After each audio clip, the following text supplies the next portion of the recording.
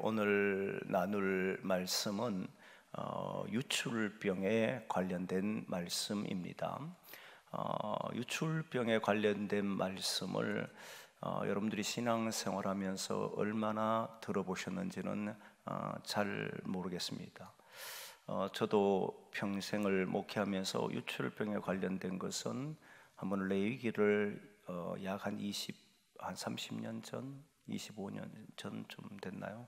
그쯤 됐을 때 시골에서 목회하면서 한번 한 적이 있었고, 거의 이제 하지를 않은 그런 말씀이 되고, 또 굳이 이것을 생각해야 되나 할 정도로 우리 시대에 이게 적용이 되나 하는 문제도 있기도 하고, 여러 가지 많은 복합적인 문제를 가지고 있는 것이 사실 유출병입니다. 유출병 하면 원래 유출병이라고 하는 단어 뜻이 의미가 흐르다, 나오다 이런 의미를 가지고 있어요. 그런데 일반적으로 우리가 유출병 이러면 대부분 생각하는 것이 여인을 떠올리게 됩니다. 그 여인이 어떤 몸에서 피가 흐른다든지 이러면 그걸 유출병이다 또는 혈루증이다 이렇게 생각하고, 많은 이들이 혈루증 앓는 여인을 떠올리게 됩니다. 그렇게 된 이유 중에 하나는 아마 성경에 조금 전에 했던 것처럼 혈루증 앓는 여인이 워낙 유명하기 때문에 그런 인상, 그렇게 생각할 수밖에 없는 그런 문제가 있지요. 그런데 사실 오늘 본문 유출병에 관련된 것은 남자와 여자 둘 다에게 해당됩니다. 여인에게만 국한된 게 아닙니다. 남자에게도 해당되는 말씀이에요. 특별히 오늘 본문 2절에 보면 누구든지, 그래 유출병에 걸린 누구든지를 말하거든. 이때 누구든지란 말은 이시라고 하는 히브리어입니다. 이시라고 하는 히브리어는 남성을 지칭합니다. 남성, 어떤 남자든지 유출병에 걸렸다면 이렇게 하라. 그 정결 예식을 이야기하는 거예요. 그래서 1절부터 15절까지가 남자가 유출병에 걸렸을 때는 이렇게 하라 그렇게 나오고, 19절 오늘 1절 안 왔지만 19절부터는 여인이 유출병에 걸렸을 때는, 여성이 유출병에 걸리면 이렇게 행하라 하는 내용입니다. 그래서 유출병에 관한 전반의 내용이 레위기 15장의 내용이고, 그 내용은 남자와 여자 둘 다에게 해당된다는 겁니다. 그래서 우리가 인식하기를 유출병 이러면 여인에게만 국한시키는 것은 굉장한 모순이고 오류다. 모든 사람이 그럴 수 있다. 그걸 이제 인식을 해야 됩니다. 중요한 것은 이제부터인데, 그러면 남자의 유출병은 도대체 뭔가? 또 여자의 유출병은 도대체 뭔가? 남자의 유출병은 바로 어떤 성적 행위를 할 때에 흘러나오는, 그 유출되는 것을 보고 이야기하는 거예요. 근데 그것이 정상적인 관계에서 나오는 어떤 유출이라면 부정하다고 생각하지 않습니다. 그런데 성적 행위를 할 때에 성병에 걸리거나 어떤 문제가 있어서 피나 고름이나 기타 염증들이 발견됐을 때, 그때 보는 모든 것들은 부정하다 이렇게 된 거예요. 남성도 성적 행위를 할 때 특별히 어떤 질병이 생겼을 때 그렇게 된 거예요. 자, 그러면 이때는 어떻게 하느냐면, 그 남자가 앉았던 자리든 침상이든, 그리고 그 사람을 만지든, 그 사람이 앉았던 자리에 누가 앉더라도, 그 사람이 누워있던 침상에 누가 앉더라도 모두 부정하다 그렇게 이야기하고, 그 몸에 닿이거나 앉았던 자리에 앉은 사람들은 저녁까지 부정할 것이다. 그리고 어떻게 하냐면, 그는 옷을 빨고 몸을 물로 씻어라. 그러면 정하리라. 이것이 만지거나 앉았거나 접촉한 사람들에게 해당하는 정결 예식법입니다. 정작 당사자는 그러면 어떻게 하면 정결하게 되느냐 했을 때, 유출의 정상이 멈추게 되면, 병에서 낫게 되면 7일을 기다려야 됩니다. 7일이라고 하는 것은 그 기간 동안에 다시 재발하는지 아니면 완전히 나았는지를 확인하는 기간입니다. 7일 동안, 우리 나병도 7일 동안 지켜보잖아요. 그러듯이 7일 동안 지켜보고 깨끗하다라고 하면 그때는 이 사람이 산비둘기 2마리와 집비둘기 새끼 2마리를 가져다가 회막문 앞에 제사장 앞에 드려야 됩니다. 그럼 제사장은 그것을 받고는 바로 하나님 앞에 속죄 제물로 1마리를 드리고 번제물로 1마리를 드려서 예배를 하게 되어 있습니다. 그러면 정결하게 된다. 요게 남자에 관련된 유출병에 해당되는 정결 예식입니다. 여자애 같은 경우는 어떻게 하냐면, 여자는 유출되는 경우가 정상적인 유출과 비정상적인 유출이 있습니다. 물론 남자도 동일했습니다. 정상적인 여성의 유출은 우리가 한 달에 한 번 월경하는 문제가 있을 때 이걸 정상적인 유출이라고 하고, 비정상적인 유출은 조금 전에 얘기했던 것처럼 어떤 병에 걸려서 하혈하거나 병에 걸려서 어떤 병들이 있는 이런 상황에서 일어나는 문제를 보고 유출병이라고 이야기했던 거예요. 그럼 정상적인 유출 관계에 있을 때에 일어나는 상황에 대해서 하나님은 놀랍게도 그것도 불결하다 또는 부정하다라고 이야기합니다. 그래서 한 달 동안 정상적인 유출 과정에 일어난 것도 그 여인의 안전자리나 침상이나 또는 만진 곳은 다 부정하다라고 이야기해요. 근데 중요한 것은 너무 이상하잖아. 이 정상적인, 그건 하나님께서 인간에게 준, 여인에게 준 하나의 현상인데 그걸 부정하다 이러면 어떻게 되느냐라고 싶잖아요. 그런데 놀랍게 성경을 보면 정상적인 유출에 관련된 정결법은 우리가 하나님께서는 어떤 죄의 결과로 인해서 만들어졌다고 생각하지 않기 때문에 산비둘기나 집비둘기 새끼 2마리를 갖다 바치고 그리고 거기에서 속죄제로 번제로 드리라는 얘기는 없습니다. 다시 말하면 정상적인 여인들이 갖는 고통은 그것으로 하나님께서 유출이 멈추는 순간에 그 여인은 정결하기 때문에 그는 옷을 빨고 물로 몸을 씻으면 정결하게 되도록 되어 있습니다. 조금 전에 얘기했던 것처럼 비정상적인 어떤 몸의 질병으로 인해서 유출되는 피나 또는 고름이나 등등 이런 것들이 일어나게 되면 마찬가지로 그 모든 것이 깨끗해지는 그날, 그 병이 사라지는 그날부터 7일 동안 지켜보고 문제가 없으면 8일째가 되는 날에 산비둘기와 집비둘기 새끼 2마리를 가져다가 회막문에 있는 제사장에다가 드려야 되고, 제사장은 속죄제와 번제를 드리도록 되어 있습니다. 그게 이제 유출병에 관련된 내용입니다. 이런 내용을 이야기해 놓고, 자, 그러면 이 말씀이 우리 시대에 어떻게 적용될 수 있을까? 이게 관건이잖아요. 사실 성경은 오래전 고대 사람들에게 해당되는 말씀으로 쓰여졌는데 2000년이 지난, 아니 훨씬 더 지난 세월, 구약시대와 우리가 지금 해보면 너무너무 오래된 시간이 지난 이 시대에 우리 시대와 그 시대는 너무 다른데 어떻게 적용할 수 있느냐는 건 상당히 어려운 문제입니다. 저도 그 때문에 고민을 많이 했고 쉽지 않는 문제라는 사실이에요. 왜냐하면 지금은 우리들이 만나서 정상적인 유출을 하는 사람이 있어도 부정하다 생각도 안 하고, 또 그리고 같이 집에 있어도 그가 앉았던 자리, 만졌던 자리 우리가 손을 댄다고 해서 부정하다고 생각하지도 않습니다. 그냥 정상적으로 살아가잖아요. 그리고 질병이 있어도 가족들 간에는 부정하다 생각하지 않고 살아갑니다. 그런 사람은 이대로 그대로 얘기를 한다면 성전에 올 수도 없는 상황이 되어버리니까 지금과는 너무 다른 그런 내용이 되기 때문에 쉽게 접근하기가 어려웠다는 겁니다. 그런데 이 문제를 조금 더 정확하게 성서를 통하여서 접근을 해보면 이 문제는 하나님께서 이렇게 해서 주시는 거구나 하는 걸 알게 됩니다. 그게 뭐냐면 레위기 전체의 주제가 거룩이지 않습니까? 거룩이라고 하는 측면에서 바라봐야 됩니다. 거룩이라고 하는 것은 구별, 이런 말이에요.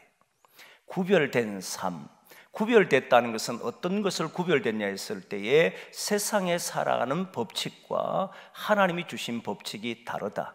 다른 말로 하면 신앙인이 살아가는 방법과 비신앙인이 살아가는 방법이 다르다, 이 말인 거예요. 그러면 이 거룩하게 하는 것 중에 유출병에 관련된 이 말씀이 신앙인, 하나님을 믿는 사람이 걸어가는 방법이 뭐며 세상 사람들이 살아가는 방법이 뭐길래 구별된다라고 말을 할 것인가 하는 문제가 나오잖아요. 제가 자주 하는 말씀 중에 예화가, 우리 사회가 조선시대만 해도 남녀 간에 분명한 구별이 있었습니다. 그런 차별이 있었잖아요. 그런데 그런 차별이 없는 세상을 부르짖은 것이 기독교단 말이에요. 그러니까 살아가는 방법이 달랐다는 거잖아요. 사람들은 이해를 못했지요. 그런 세상이 있는가? 그런 세상이 있다고 선포했고, 그것을 믿은 사람이 지금까지 살아오면서 보니까 드디어 이런 문제는 해결돼 버렸잖아요.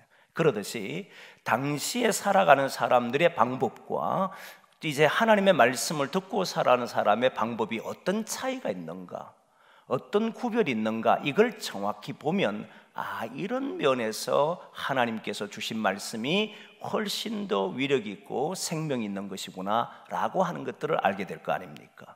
그러면 도대체 구별되는 게 뭘까라고 했을 때 그 해답은, 저는 성경을 통하여서 답을 얻어야 된다고 생각하는 사람이고, 오늘 본문에 보면 그 답이 나와요. 31절의 말씀이 나옵니다. 한번 보겠습니다. 오늘 본문 31절, 15장 31절인데요 같이 한번 보겠습니다. 시작. 너희는 이와 같이 이스라엘 자손이 그들의 부정에서 떠나게 하여 그들 가운데 있는 내 성막을 그들이 더럽히고 그들이 부정한 중에서 죽지 않도록 할지니라. 잠시만 그들도 보십시오. 이 말이 여러분 선뜻 떠오릅니까? 뭔 말인지. 너희는 이와 같이 하여 이스라엘 자손이 그들의 부정에서 떠나게 하여 그들 가운데 있는 내 성막을 그들이 더럽히고 그들이 부정한 중에서 죽지 않도록 할지니라. 뭐 그들이니까 도대체 그들이 누군지 이게 쉽지 않는, 너무 복잡하게 말을 해놨어요. 좀 더 쉽게 번역된 새 번역을 한번 보겠습니다. 표준 새 번역은 원어에 가깝도록 잘 번역되어 있는데 한번 보겠습니다. 같이 다시 읽겠습니다. 시작. 너희는 이스라엘 자손이 부정을 타지 않도록 하여라. 그들 가운데 있는 나의 성막을 부정하게 하였다가는 그것 때문에 그들은 죽음을 면하지 못한다. 요 말 속에 담겨 있는 것이 두 가지 의미가 있습니다. 그걸 바로 볼 수 있으면 상당히 우리가 이게 구별된 삶이구나 하는 걸 알게 돼요. 제일 먼저는 그대로 더 봅니다. 이스라엘 자손이 부정을 타지 않도록 하라, 이 말이 나왔어요. 그리고 성막을 부정하게 하였다가는 몇 표현이 나왔습니다. 그러면 내가 유출병이 어떤 성병에 걸렸던, 아니면 여인이 어떤 질병에 걸려서 어떤 병이 생겼던, 이건 누구에게 영향을 주느냐면 타인에게 영향을 주고 공동체에 영향을 주더라고요. 바꿔주십시오. 이제 바꾸면 됩니다. 그렇죠? 여러분, 이 이상한 성경의 놀라운 점은요 바로 여기에 있습니다. 성경의 정말 진 면목은, 성경이 우리에게 보여주는 것은 인간의 모든 살아가는 삶의 방법은 어디에서 출발하냐면 자기에서 출발합니다. 오늘날 성범죄가 지나치게 많습니다. 그리고 악랄해졌습니다. 이해할 수 없는 행동들을 많은 사람들이 합니다. 성적 범죄의 핵심이 뭔지 아십니까? 자기 욕망입니다. 더도 덜도 없습니다. 거기에는 자기 욕망을, 자기 쾌락을 채우기 위한 인간의 타락한 본성이 드러난 것이 성적인 문제입니다. 그리고 성경에서 보면 인류가 하나님의 심판을 받는 그 내용을 보면 모두 성과 관련되어 있습니다. 소돔과 고모라 성에도 이미 그 성이 얼마나 타락했는지를 천사를 통하여서 확인해 보니까 남녀노소 할 것 없이 그 롯이 살고 있는 집에 천사가 들어간 것을 보고 거기에 찾아와서 그 남자를 내놔라 그러잖아요. 근데 거기에 보면 늙거나 젊거나 어리나 상관없더라고요. 찾아와서 다 그래. 여러분 생각해보면 부끄럽지 않습니까? 거기에 내 아버지, 할아버지도 있고 나도 있고 그 사람들과 상관할 테니까 내놔라. 동네 사람들 다 있는데 그 부끄러움을 모른다는 거잖아요. 그런 세상이 돼버린 것이 소돔과 고모라예요. 부끄러움 자체를 몰라요. 근데 너무 놀라운 것은 성적인 범죄의 무서운 점은 자기 쾌락에서 비롯됐지만 한 인격체를 말살시키고 그 한 생명을 죽일 뿐만 아니라 전체를, 가정 전체를 무너뜨리고 그것이 지나쳐버리면 사회 전체가 파괴되는 것이 바로 성범죄입니다. 그렇잖아요. 노아 때도 하나님의 아들들이 사람의 딸들을 사랑하여서 문제가 일어나기 시작하잖아요. 바로 이런 모든 문제들이 어디에서 비롯됐냐면 자기의 쾌락과 자기의 만족, 철저하게 자기를 위해서 사는 삶에서 비롯됐다는, 이걸 고상한 말로 하면은 자기를 위한 삶이다 이 말이에요. 이게 범죄로 드러나면 무서운 추악한 범죄가 되는 것이 자기가 살기 위해서 움직이는 행동들입니다. 자기 위해 살기 위해 사는 모든 사람은 자기를 위해 삽니다. 여기서 벗어날 수 있는 사람이 있겠습니까? 없어요. 오직 예수만이, 지금까지 우리가 보여준 인류에 수많은 성자들이 있어도 결국 인간은 자기를 위해서 행동합니다. 선행도 구제도 남을 돕는 일도 섬김도 봉사도 결국 따지고 또 따져보면 결국 자기 만족입니다. 여기에서 벗어날 수가 없어요. 근데 유일하게 그 모든 것을 초월해서 역사하셨던 분이 예수님이잖아요. 하늘 보좌, 제가 참 좋아하는 단어인데 우리 주님은 하늘 보좌를 버리셨다. 하늘 보좌를 버릴 수 있는 사람 없습니다. 그 높고 높은 자리, 모든 이의 존경과 사랑을 받고 경배받을 그 자리를 버리고 비참, 침뱉음, 멸시, 천대 받으시기까지 자기를 낮추신다는 것은 있을 수 없는 거예요. 속이려면 그럴 수 있을지 몰라도 죽기까지 자기를 복종할 수 있다는 것은 세상 그 누구도 보여준 적이 없습니다. 그게 예수님이 우리에게 보여준 삶이잖아요. 이게 가장 핵심입니다. 가장 핵심이 예수님이 보여준 삶이에요. 이 세상 사람들과 살아가는 방법이 근원적으로 다른 것이 예수님의 방법입니다. 때려도 침뱉어도 그리고 폭력을 사용해도 칼을 들지 아니하시고 그들을 위해서 오히려 용서해달라고 요청하시고 기도하시는 그 예수님의 방법이 세상이 가질 수 없는 방법이었고 세상에서는 꿈을 꿀 수도 없는 방법이었습니다. 그게 예수님 방법이잖아요. 그걸 믿는다는 사람이 우리들이지 않습니까? 그 길만이 생명의 길이고 그 길만이 가정이라고 하는 것을 믿는 것이 우리들이잖아요. 전에 한번 예를 든지 모르겠습니다만은 한 가정이 들었을 겁니다. 아마 제가 예를 든 것은 하도 많으니까 한 회사에 중력인 사람이 있었는데 자기 조카가 이제 아내의 이제 그 조카지요, 처조카가 만이 넘었는데도 불구하고 정신을 못 차리고 게임의 중독에 빠져서 칼부림할 정도로 상황이 좋지를 않았습니다. 근데 이 사람이 심지어는 자기 엄마 아버지를 칼로 찌를 수 있는 상황까지 벌어졌어요. 그래서 어머니 아버지가 너무 놀라서 그 집에서 도망 나와서 바로 근처에 집을 얻어서 삽니다. 잘 사는 집입니다. 그렇게 살았어요. 너무 두려웠어요. 이모들 집에 찾아가서 칼부림을 하고 살았습니다. 돈을 안 주면 게임을 해야 되는 돈이 필요하니까. 그리고 그 집에는 언제나 배달 음식 시켜서 먹고 그게 근 40이 넘은 사람의 이야기예요. 근 50 가까이 되는. 그런데 여러분, 그분 이야기를 그 처조카가 유일하게 말을 듣는 사람이 누구냐면 조금 전에 말했던 중력회사의 중력인 사람이에요. 그러니까 그 처가의 식구들이 부탁하기를 당신이 얘를 좀 책임져 주지 않으면 안 되겠냐. 당신 말은 들으니까. 그래서 고민이 됐습니다. 고민이 돼서 그래도 사람은요 의롭거든요. 그 집안 예수 믿는 집안 아니고 이 사람은 교회의 안수집사예요. 사람이 기독인은 의로워서 내가 해주면 될 것처럼 생각합니다. 그래서 걔가 왜 그래 됐냐라고 물었습니다. 제가 저한테 찾아왔어요. 목사님, 이 아이를 제가 데리고 거두면 되겠습니까? 라고 하는 질문을 했습니다. 그래서 저는 일주일을 기도하자, 기도 시간을 일주일을 줬습니다. 저도 같이 기도하고 일주일의 기도를 주면서 당신이 과연 그 사람을 고칠 수 있다라고 생각하는지, 이제부터는 겟세마네 기도를 해야 된다, 이 말했습니다. 겟세마네 기도라는 것은 내가 감당하겠노라는 순간부터는 무슨 일이 벌어질지 알잖아요. 그 애가 그 이모부잖아요. 이모부의 말을 들을 것 같습니까? 안 들을 것 같습니까? 저는 안 듣는다고 생각합니다. 그러면 나는 내가 죽더라도, 예수님이 죽음의 길을 택했으니까 죽더라도 이 아이를 책임질 수 있다라고 확신이 들면, 그러면 그게 응답을 받으면 일주일 지난 뒤에 제게 하겠다라고 해라. 할 수 없는데 할 수 있는 것처럼 말하면 안 된다. 기도기는 그래서 어떤 상황이 벌어지면 겟세마네 동산의 기도를 해야 한다. 모든 일은 생각으로는 될 수 있다 생각하지만 실제 해보면 안 될 때 다 포기한다.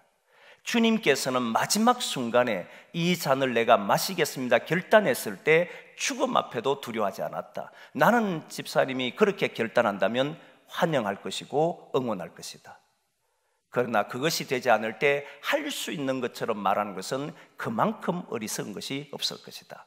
당신의 자녀를 해친다 해도, 당신의 삶을 엉망으로 만든다 해도 받아들일 수 있겠느냐? 기도하시라. 일주일을 보냈습니다. 일주일 지난 뒤에 결론은 안 된다 했습니다. 그러면 저한테 다시 물었습니다. 그 친구가 구원받을 수 있는 길은 없겠습니까? 있을까요? 없을까요? 그동안 이 친구를 위해서 그 가정에서 뭘 했습니까? 라고 물으니까 우리나라의 최고의 고성에게 가서 거기에 몇 달을 보내본 적도 있다는 거예요. 그러면 사람이 괜찮아지는 것처럼 보인다는 거예요. 그런데 내려오면 똑같았습니다. 마치 우리가 기도했을 때 뭔가 해결된 것처럼 보여도 내려오면 현실은 똑같은 것처럼 달라지잖아요. 안 달라졌을 건데요. 그러니까 안 달라졌다. 더 심각해졌을 건데요. 더 심각해졌다. 그래서 우리나라에 돈이 많은 집안이니까 대학교도 전부 돈으로 들어갔습니다. 그만큼 돈이 많은 집안이었어요. 그런데 우리나라의 최고의 상담가를 찾아서 상담을 했습니다. 됐을 것 같습니까, 여러분? 안 됩니다. 구원은 오직 예수님에게 있기 때문에 방법이 없습니다. 그러면 세상적인 방법은 안 되게 되어 있습니다. 그러면 방법이 뭐가 있을까? 저는 일주일을 기도하면서 이 사람을 구원할 수 있는 방법이 뭘까를 고민했고, 그 집사님은 이 사람을 책임질 것인가, 그것을 고민했습니다. 저의 결론은 바로 이것입니다. 예수님의 모습을 그 부모가 가지지 아니하면 그 친구는 돌아서지를 못할 겁니다. 예수님의 방법이 무엇인가? 자녀가 자기를 칼로 찌르더라도, 그것 때문에 내가 죽더라도 이 아들을 사랑한다는 소리를 할 수 있을 때, 그 자녀를 그렇게 한 게 누구겠습니까? 그 부모지. 마지막 순간에 아무런 대가 없이 다 잃는다, 심지어 내 목숨마저도 이 아이가 빼앗아 간다라고 할 때에 그때도 나는 너를 사랑한다 소리가 나온다면 가능하지 싶습니다. 다른 것은 불가능할 겁니다. 이게 방법이 다른 방법이에요. 인간이 하는 모든 방법은 그 사람이 하겠습니까, 여러분? 자기 목숨을 내걸고 아들을 사랑하겠다 소리 할 것 같습니까? 아마 매우 드물 겁니다. 내가 살아있어야 뭐든지 하지, 이 말 할걸요? 못합니다. 그래서 결국 그 다음에 어떻게 되는지는 잘 모르지만 불 보듯이 저는 뻔하다 생각합니다. 그 길은 뻔합니다. 그 부모가 그의 아들의 손에 죽는 날이 그 아들을 구원할 것이다. 그냥 죽는 것이 아니라 그리스도의 사랑으로 그를 온전히 덮었을 때만이, 그때만이 해결될 거다, 이 생각을 해요. 이 모든 과정에 제가 말하고 싶은, 그 집안을 욕하고 싶은 게 아니고, 그렇게 살아가는 모든 사람들이 방법이 뭐냐면 결국 자기 중심으로 살더라. 그 사람만 그렇겠습니까? 우리도 다 자기 중심으로 살아요. 그런데 유일하게 예수 그리스도는 내가 중심이 아니라 타인이 중심이 있었어요. 근데 성경을 보니까 하나님 하나님께서 하는 모든 행동이 여기에 있더라는 거예요. 오늘 또 보면 이 일로 인해서 그 한 사람으로 인하여서 공동체가 무너지고 타인이 질병에 들려서 이게 여러분 병이기 때문에 특별히 이 병은 성병은 전염병이다 보니까 다른 사람들에게까지 고통을 주고 한 사람의 영혼까지 갉아먹는 것이 성적인 문제잖아요. 그러니까 주님은 이런 사람을 부정하다라고 했고 그것을 만지는 사람, 그 침상에 손을 대는 사람마저도 부정하다라고 하므로 어떤 누구도 그와 접촉하지 못하도록 만들었다는 겁니다. 왜? 타인이 중심이기 때문에, 언제나 전체가 중심이기 때문에 그랬다는 거예요. 이게 살아가는 방법이라는 거예요. 여러분, 세상 당시 그 당시에 이스라엘 백성들 이 말씀을 받기 전에 다른 민족들은 어떻게 했겠습니까? 전혀 개의치 않았을 겁니다. 다른 사람이 죽든 말든 내가 성병에 걸리든 걸리지 않든 내 만족을 위해서 이 사람들은 참지를 못했을 것이고 그것이 그 사회를 병들게 하는 원인이 됐을 겁니다. 그런데 하나님은 접촉마저도 금지를 시킵니다. 이 말은 다른 이에게 이런 일들로 인해서 그 영혼까지 갉아먹는 일을 하지 못하도록 했다는 사실이에요. 지금 우리 사회는 저는 매우 심각하다고 보는 것 중에 하나가 자기 만족을 위해서라면 타인, 어린 생명들조차도 쉽게 생각한다는 사실입니다. 매우 위험하다 생각합니다. 그래서 우리는 하나님께서는 나로 인하여서 다른 이들에게 복이 되어질런정 다른 이에게 고통을 주는 사람이 되는 것을 원치 않는다는 걸 아시. 삶의 방법이 다르다는 겁니다. 너무나 놀랍게 기독인들도 이 생각을 못해요. 하나님께서 아브라함을 택했을 때 아브라함은 봤습니다. 눈으로 똑똑히 봤습니다. 모두 돈을 벌기 위해서 나무를 깎아서 파는 자기 아버지를 비롯하여 모든 사람은 자기를 위해 사는 것을 봤습니다. 그런데 하나님이 아브라함에게 한 약속을 보면 너로 인하여 모든 민족의 복이 될 것이다. 나로 인해서 다른 사람이 복이 되겠다는 이 말씀 믿고 나온 거잖아요. 삶의 방법이 달랐고 길이 달랐습니다. 그것 때문에 나왔기에 아브라함은 어디를 가든지 축복의 사람으로 살아갔던 겁니다. 그런데 여러분, 그 후손들을 잘 보십시오. 아브라함, 이삭, 야곱, 요셉까지는 이 길을 걷지만 그 이후의 사람들 중에 이 길을 걷는 사람은 손꼽힙니다. 다윗, 모세, 여호수아 손꼽힙니다. 이사야, 예레미야 손꼽힙니다. 전부 자기를 위해서 모든 것을 행합니다. 심지어 바리새인들, 자기 민족을 지킨다는 이유, 유대교를 지킨다는 이유로 동족마저도 살해하는 일에 스스럼 없었던 사람들이 바로 이들이잖아요. 하나님께서 다른 모든 민족의 복이 되라고 한 사람들이 오히려 전체를 전복시키는 사람들이 되어버렸잖아요. 저는 굉장히 위험하다 생각합니다. 신앙인은 끝내 희생이고 끝내 섬김이고 끝내 타인을 위해서 우리가 헌신하는 것이 신앙의 길입니다. 이 길이 틀렸다고 생각합니까? 저는 이 길이 맞다고 생각합니다. 그것만이 이 인류를 구원할 수 있는 유일한 길이라고 생각합니다. 왜냐하면 예수님이 보여주셨기 때문에. 그래서 자기의 질병으로 타인에게 전염시키는 일이 있을 때는 철저하게 자기를 지켜내야 합니다. 그게 신앙인의 바른 자세임을 보여주시더라는 거예요. 두 번째는 오늘 거룩이란 측면을 통해서 다시 한번 보는데 31절에 조금 전에 읽었을 때 두 가지 측면이 있다 했는데 다시 한번 31절을 읽어보겠습니다.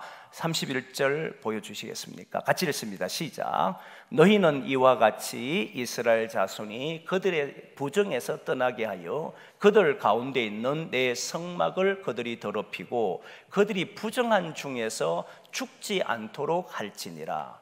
여기에서 죽지 않도록 하라는 말씀이 있습니다. 여러분, 왜 병에 걸렸는데, 유출병에 걸렸는데 죽는다는 표현을 할까요? 이 병에 걸리면 하나님 죽이십니까? 지금 유출병에 걸린 사람을 하나님 죽이는 게 아니잖아요. 보면 유출병에 걸린 사람이 그 병에 나으면 7일 동안 지켜보고 8일째는 하나님 앞에 속죄제와 번제를 드리도록 돼 있잖아요.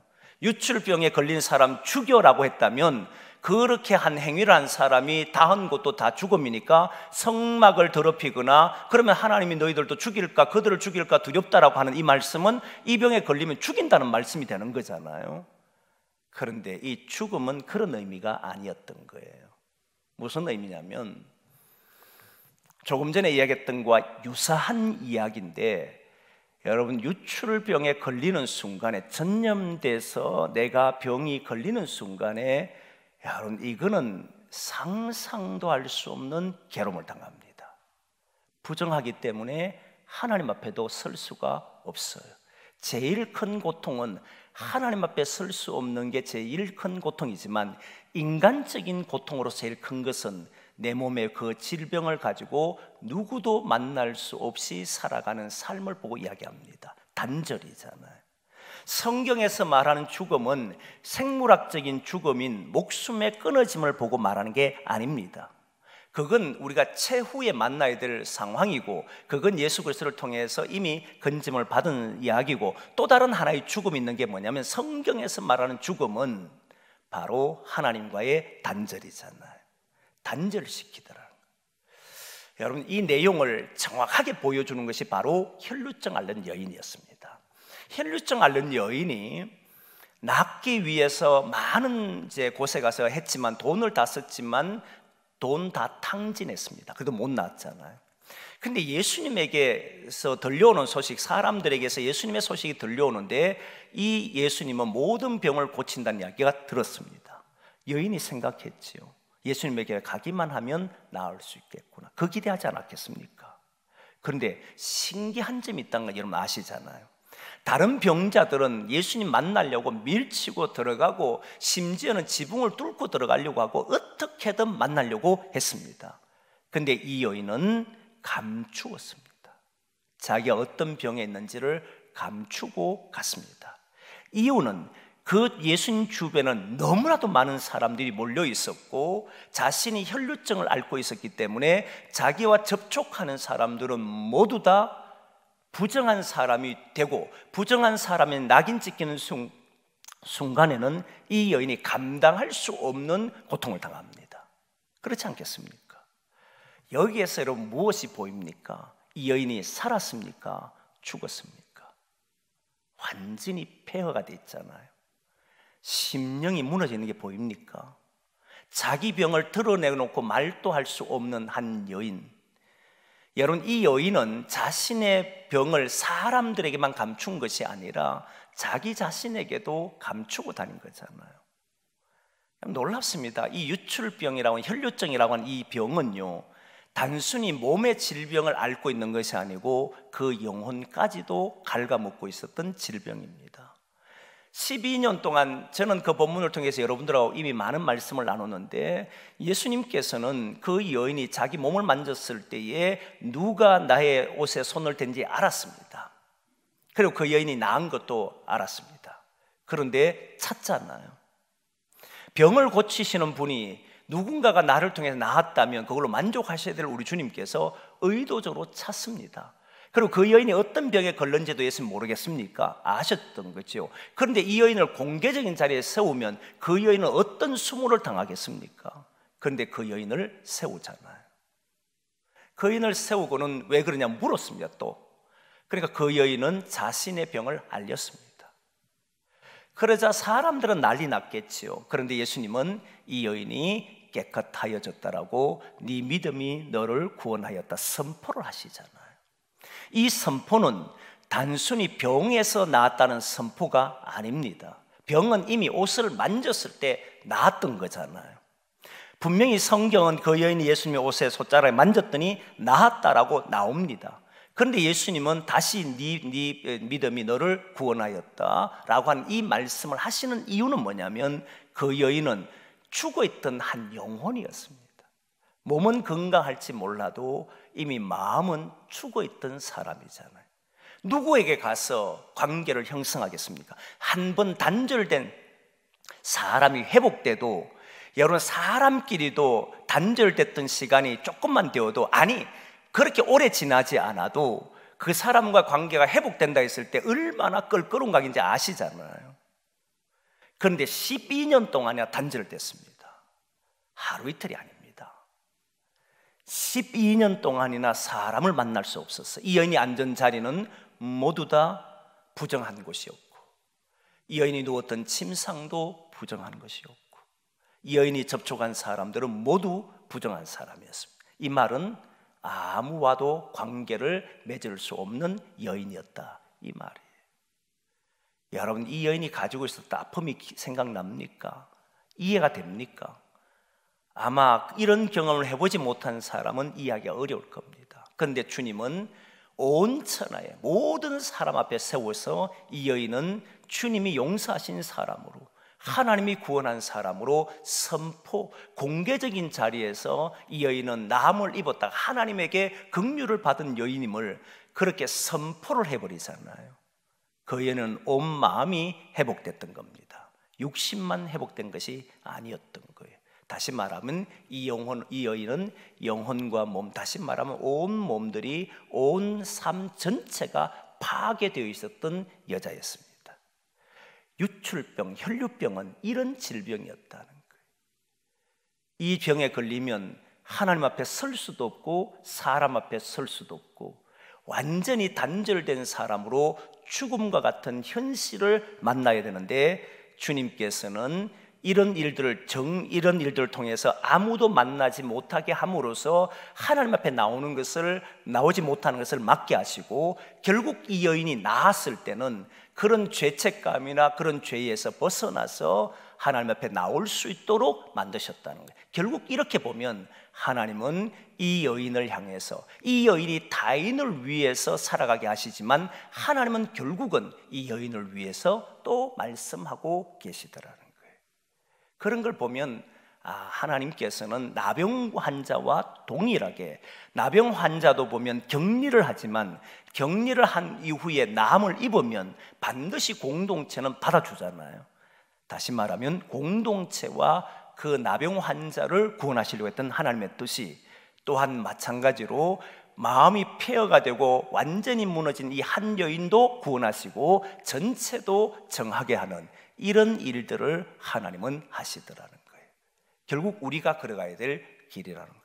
공동체를 살린다는 명목하에 한 사람을 죽여서도 안 되고, 한 사람을 살린다는 명목하에 공동체를 버려서도 안 된다는 거예요. 그런 이런 문제는 어떻게 해결할 것이냐 문제였습니다. 이런 질병이 아니라 의도적으로 사회를 악하게 하는 사람이 있을 때 있지 않습니까? 의도적으로 질병의 전염이 아니라 나쁜 짓을 통해서 사회를 병들게 하는 경우가 있습니다. 성범죄라든지 이런 문제가 있잖아요. 여러분, 이 본문을 하나 보는데요, 고린도전서 5장 말씀을 봅니다. 1절 2절 말씀 보겠습니다. 같이 한번 봅니다. 시작.